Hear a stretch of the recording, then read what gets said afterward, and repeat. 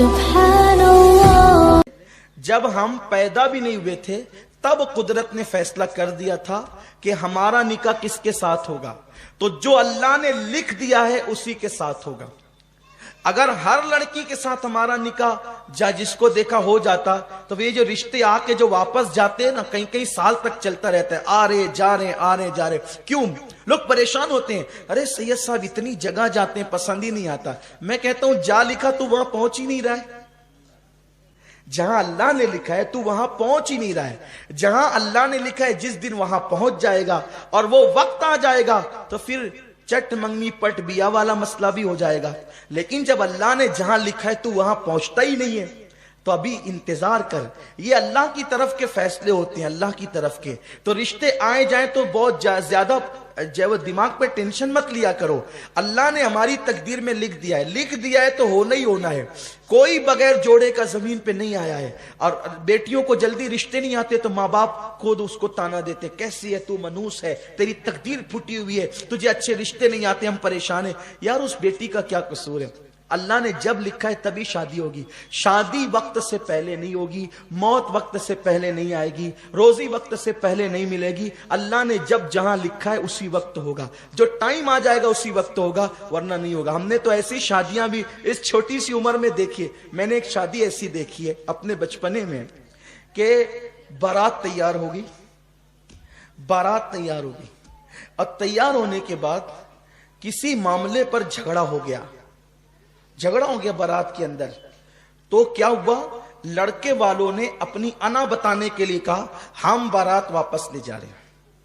ये हुआ, हम बारात वापस ले जा रहे हैं।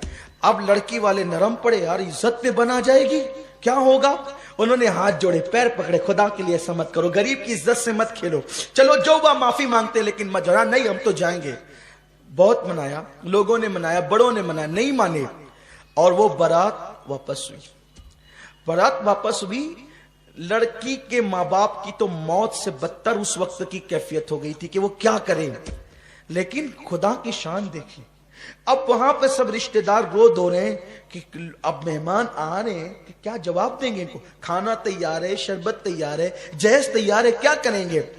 ऐसे में एक लड़का अपनी माँ और अपने बाप के साथ शादी में शिरकत के लिए आया था और वो बहुत मालदार घराने के थे। वो जो बारात आई थी उससे बहुत मालदार घराने के वो लोग थे।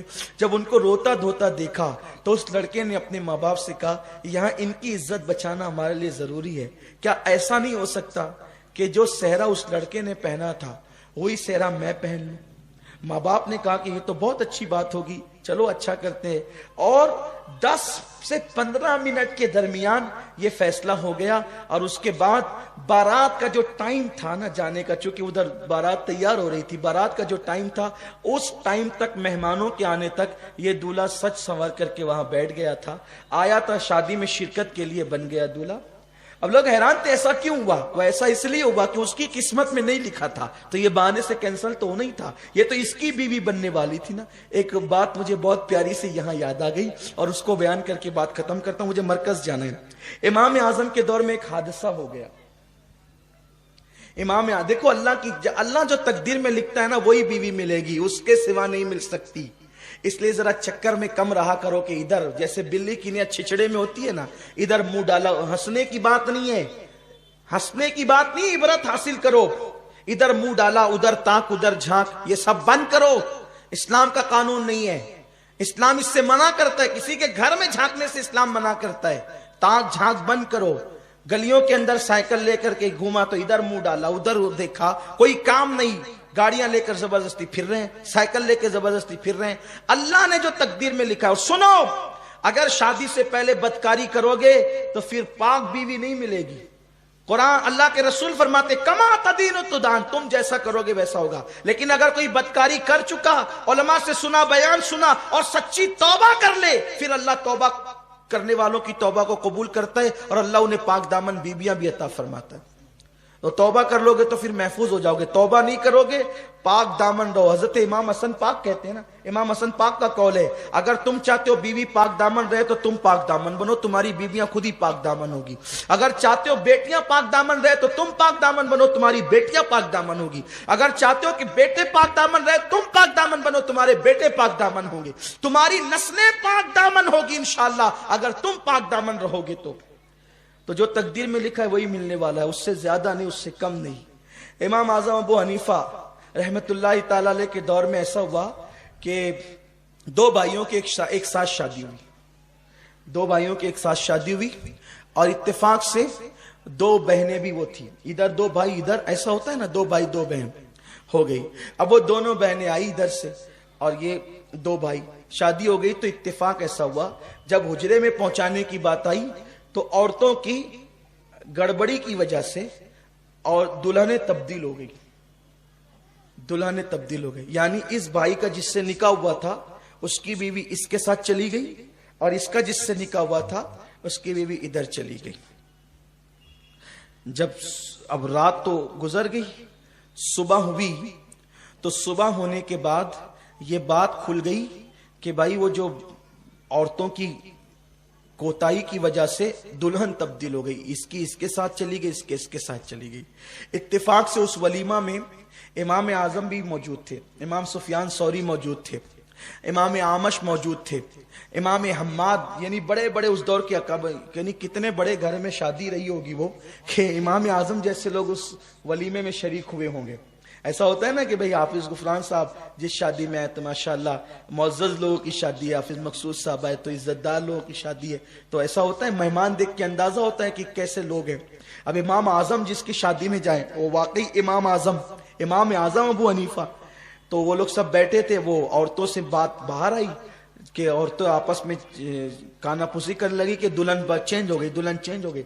अब औरतों को बात पता चले तो वो छुपना कब थी, तो सब, अब हर दौर की औरत तो औरत ही होती है और हर शहर की औरत ही होती है। खूब चीख पुकार होने लगी, अब क्या होगा, अब क्या होगा। मर्दों ने इमाम सुफियान सौरी से और दिगर इम्मा से कहा कि ये जो औरतें तब्दील हो गई कि क्या करें। वो कहा कि तब्दील हो गई तो क्या करें, इसकी इसके साथ कर दो, इसकी इसके साथ कर दो, भाई जो जिसके साथ थी उसके साथ कर दो, क्योंकि ये गलती से वह जानबूझकर तो हुआ नहीं है। अब भाई फतवा देना ही बहुत अहम नहीं होता है, फतवे को देते वक्त ये भी तो सामने रखना होता है कि इस फतवे का असर क्या होगा। असल बात ये है कि चलो ठीक है, जो जिसकी बीवी थी उसके पास पहुंचा दो, गलती से हो गया तो क्या करेंगे।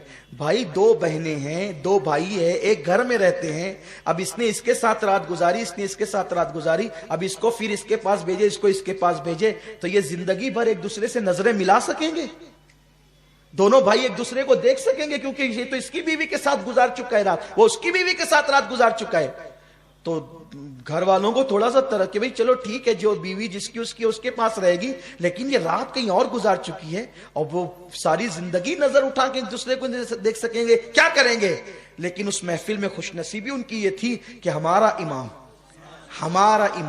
इमामुल अइम्मा सिराजुल उम्मा काशिफुल गुम्मा नौमान बिन साबित, जिस पर फिक्र को नाज है, जिस पे इस्लाम को नाज है, जिस पर मुस्तफा जाने रहमत को नाज है, वो इमाम आजम अबू हनीफा फरमाते हैं ये फतवा तो अपनी जगह है कि हर औरत अपनी शौहर के पास चली जाए, लेकिन कुछ समाज का भी तो मामला है, कुछ घरेलू भी तो मामलात है। एक काम करो, दोनों दूल्हे को मेरे पास बुलाओ।